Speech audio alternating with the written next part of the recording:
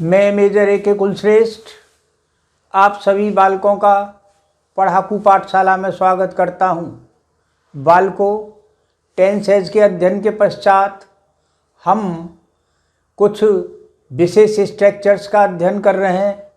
उसी क्रम में आज हम मजबूरी के वाक्यों का अनुवाद करना सीखेंगे। मजबूरी के वाक्य का तात्पर्य यहाँ इस प्रकार है कि जब किसी वाक्य का कर्ता किसी कार्य को अपनी स्वयं इच्छा से न करे बल्कि वह मजबूरी में उस कार्य को करे, तो वहाँ वाक्यों का अनुवाद प्रेजेंट टेंस में हैज़ टू अथवा हैव टू के साथ वर्ब की फर्स्ट फॉर्म लगाने से, पास्ट टेंस में हैड टू के साथ वर्ब की फर्स्ट फॉर्म लगाकर, फ्यूचर में विल हैव टू या शैल हैव टू का प्रयोग करेंगे। ध्यान रहे, ऐसे वाक्यों के अंत में प्रेजेंट टेंस में पढ़ता है, ती है, ते हैं, पास्ट में पढ़ा तथा फ्यूचर में पढ़ेगा की ध्वनि वाक्य के अंत में अवश्य आती है। जैसे बोर्ड पर लिखे हुए कुछ वाक्य देखें।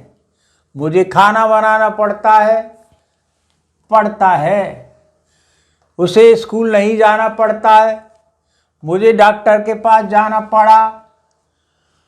उसे स्कूल जाना होगा या जाना पड़ेगा। क्या उसे इंटरोगेटिव है, पड़ता है।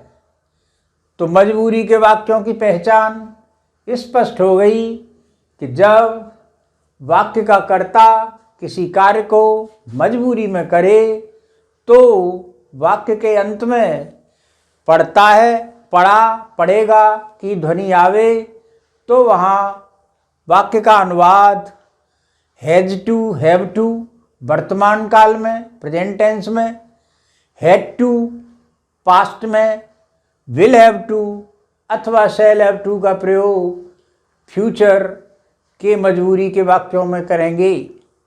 जैसे मुझे खाना बनाना पड़ता है, आई के साथ हैव टू। अगर सब्जेक्ट सिंगुलर होता तो हैज़ टू, या सिंगुलर नहीं प्लूरल है तो आई हैव टू। खाना बनाने के अंग्रेजी वर्ब की first form I have to cook food. उसे अगर वाक्य नेगेटिव हो तो कोई घबराने की ज़रूरत नहीं है। हैव टू, हैज़ टू के साथ do not, does not, have to का प्रयोग करेंगे। उसे स्कूल नहीं जाना पड़ता है, he does not have to. अगर नेगेटिव नहीं होता तो हैज़ टू आती, लेकिन हैज़ टू के चूँकि नेगेटिव है तो हमने हैज़ टू को does not have to go to school.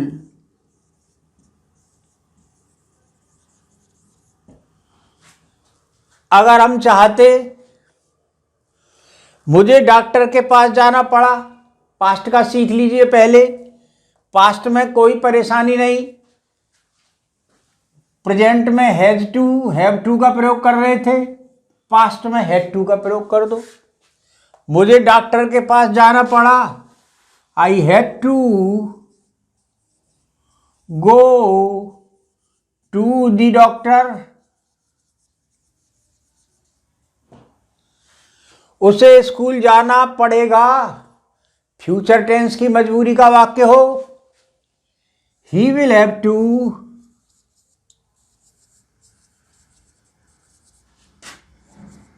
Go to school. क्या उसे अस्पताल जाना पड़ता है, इंटरोगेटिव प्रेजेंट टेंस की मजबूरी का वाक्य है।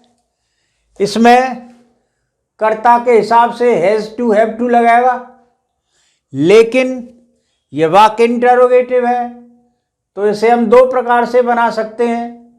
चाहे तो डू और डज का प्रयोग करें, पास्ट में डिड का प्रयोग करें।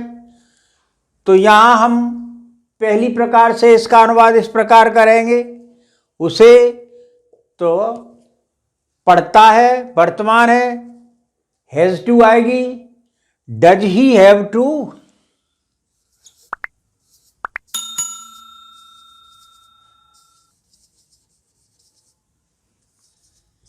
हैज़ टू का हिस्सा ये डज प्लस हैव में आया। ध्यान देने वाली बात है, अगर सब्जेक्ट प्लूरल होता तो हैव टू आता, लेकिन फिर डू आती। तो does he have to go to hospital,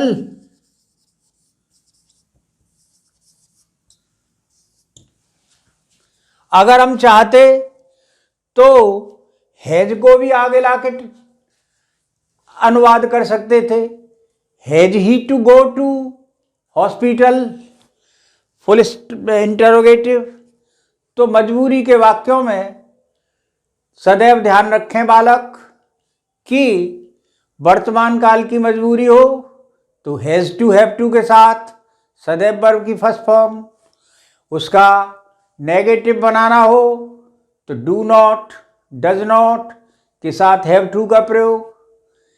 ठीक इसी प्रकार अगर पास्ट की मजबूरी होती तो हैड टू का प्रयोग, लेकिन उसका नेगेटिव बनाना होता तो डिड हैव टू का प्रयोग करते, हैड के टुकड़े हो जाते, डिड प्लस हैव।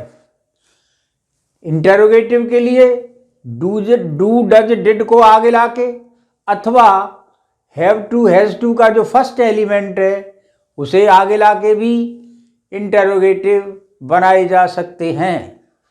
WH का भी होता तो WH भी उस वर्ब से पहले लग जाता। इन वाक्यों को अच्छी तरह से प्रैक्टिस करना चाहिए, इनसे हमारी मजबूरी के वाक्यों का अनुवाद बड़ी सुगमता से, सरलता से हो जाता है। बालक सदैव ध्यान रखें। Thank you.